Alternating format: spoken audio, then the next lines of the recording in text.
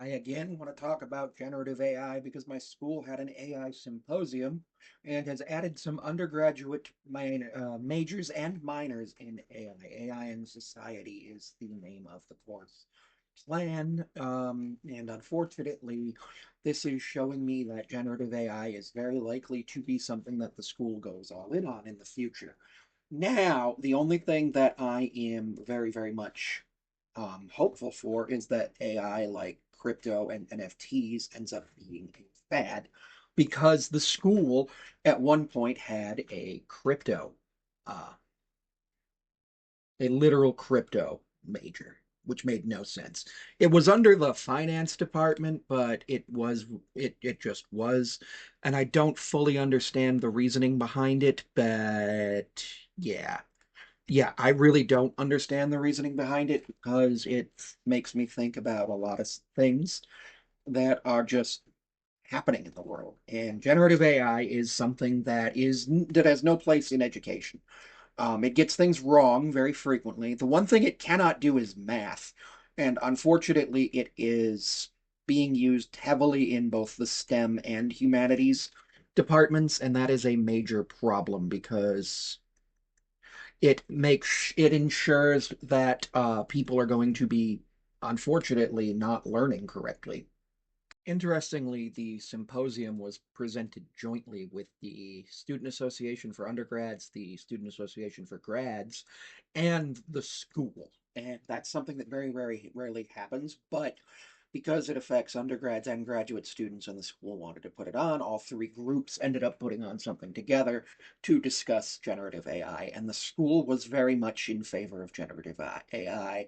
And we're talking about benefits it could have. Now, I have a friend who is in the English education department.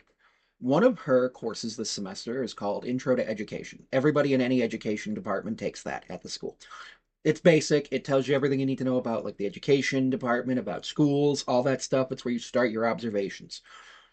They had an assignment to use Copilot, which is the AI that the school contracts with because they contract with Microsoft for like things like Word and Outlook and email and everything, to generate an image with AI of an ethnic child um, celebrating one of their holidays. And I find that incredibly off-putting and offensive, especially considering of the whole situations where images of children should not be in generative AI whatsoever. But unfortunately, they were, so there's nothing I can literally do about that except file a lawsuit. But I don't have a child, so I don't have standing to sue. But we discussed this, and I said that I was quite literally disgusted by it because of what it implied. It implied that children were fair game to be generated by AI, and that the AI has the right to steal images of your children. Now, I'm of the belief that children can't consent to be posted online, so they shouldn't be. Like if you're a child at school, like if I were a parent of a child, I would not sign the school social media policy.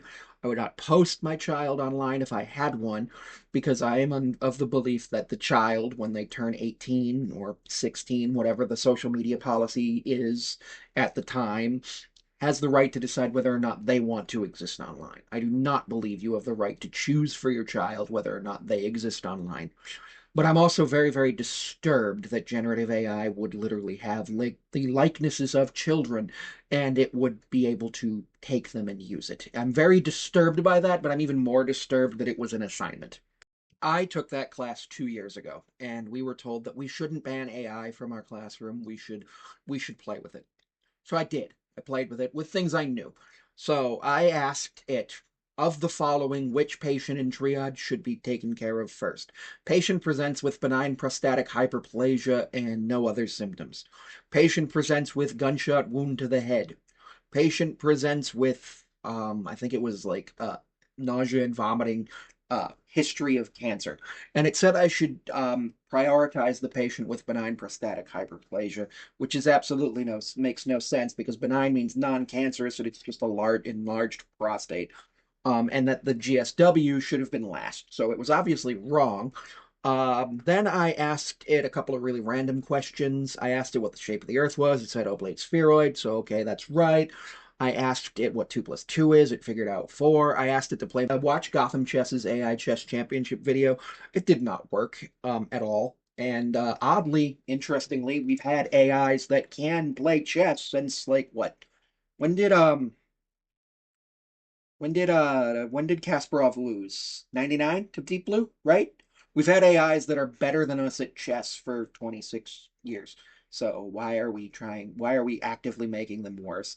I asked it to do a few equations that I didn't know the answer to, and then but that I got from a math textbook that I was borrowing, and it did not get them right at all. It was a huge mess.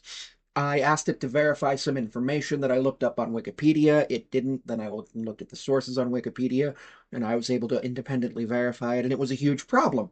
At no point did we were we told that, oh, students can use it as a tool to make their writing better. No, students were just supposed to use it at further assignments, which at that point, what's the point?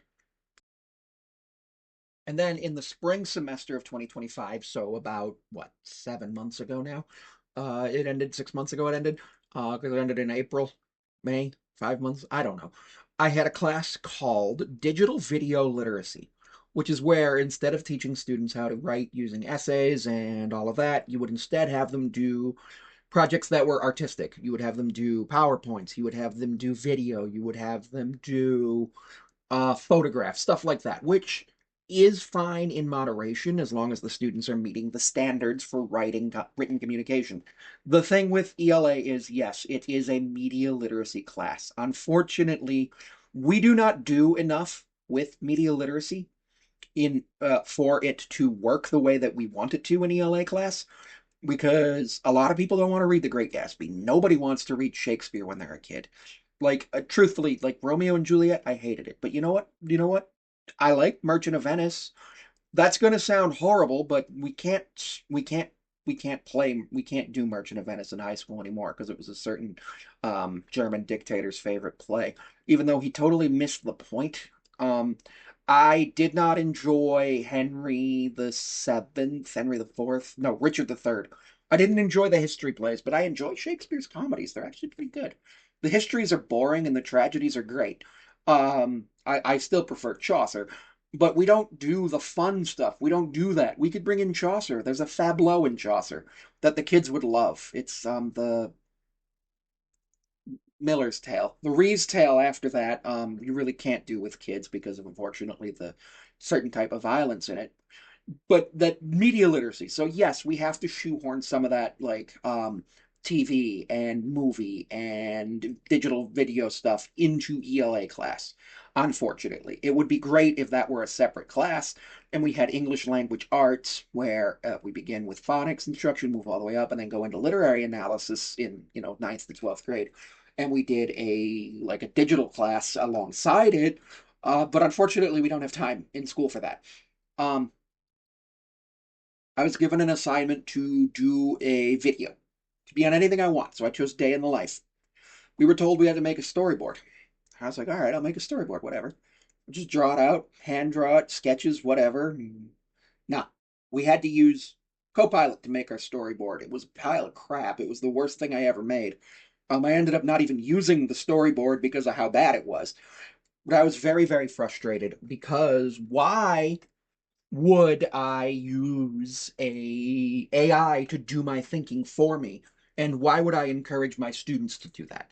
That to me showed me that that professor didn't care and did not want the students to be doing the thinking. That professor wanted the students to be given the answer and do it that way because he didn't believe that the students were capable of doing so. Now, yeah, I turned in the AI generated storyboard, but then I turned in my stick drawing storyboard as well, and I was like, this looks better because I did it myself. I'm more proud of it. So yeah. And I did that, and it was a whole thing. I ended up having a meeting with the dean that ended up going very poorly because the dean was like, yeah, nobody has the right to ban AI. Now, this is an inappropriate, these are both inappropriate uses of AI in higher education. There was another class that I took last semester in the spring 2025, called Technology and Curriculum Integration. So essentially what it was is it was learning about how to design curriculum while also designing it for a curriculum to have technology in it.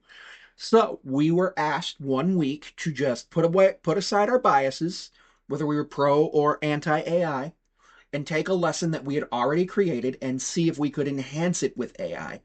I was unable to, but we were also tasked with making another lesson and seeing how AI could do and to see the strengths and weaknesses of AI. And what I determined was that there were a lot of weaknesses in AI. Now, I happen to have studied very heavily the Bible the previous semester in my Bible as literature class, and I absolutely loved that course. It was one of my favorite courses that I ever took, um, because um, it allowed me to actually like study the Bible as a cradle Catholic. So the Bible was different to me than it was to a lot of the other people in there. Um, and that was very, very different. And I absolutely loved it. There was no AI used in the Bible class. It was a class that was done via technology because it was on Zoom. And I did a lot of research in it. At no point did I use AI. I used my library databases at school. I used my Bible. I used the teaching Bible. I used Bible Gateway. I used all sorts of resources. So what I did in the curriculum technology and curriculum course is I took myself and said, okay, I'm pretty good with the Bible. Obviously, I'm not a PhD level expert, but I have that 400 level course of the Bible, and I know a lot about the Bible, and I've done research with the Bible. So let's go ahead and look into that. And I did. And I had it summarize the Bible. It did not do a very good job of it. It gave me something that spit out like a fifth grader's response of summarizing the Bible as the story of Jesus, um, which I would accept that from a fifth grader. I wouldn't accept that from a 12th grader. Um, then I asked it to give me some like meaning from the Bible, and we were told to use two different AI. So I chose Copilot and ChatGPT because those are the ones I'm most familiar with. There's also the Snapchat AI, which is really dumb. But yeah, and I thought that was an appropriate use because if you're going into education and you're thinking, should I use AI? Should I not use AI? Blah, blah, blah, blah, blah. Taking a course where you get to actually examine it bias free, I think is a great thing. So I think that's how AI can be used in higher ed, but there's absolutely no way AI can be used in higher ed with the way that it was in the other two courses that I mentioned. Now, I took with the same professor for the digital video literacy learning course, a course called Media, Pop Culture, and ELA. Basically, it was how to use pop culture and English language arts, and we read Fahrenheit 451 in that class. And I don't know if you know this, but in Fahrenheit 451, part of the anti intellectualism started when people didn't want to read books, so they would just get small summaries of them and then all that. And that's what AI does. And I was absolutely shocked that someone would use Fahrenheit 451 juxtaposed next to teaching that it's okay to use AI in an ELA class. I was shocked. But yeah, I was shocked and appalled. But please do not use AI in education because unfortunately it leads to a lot of problems.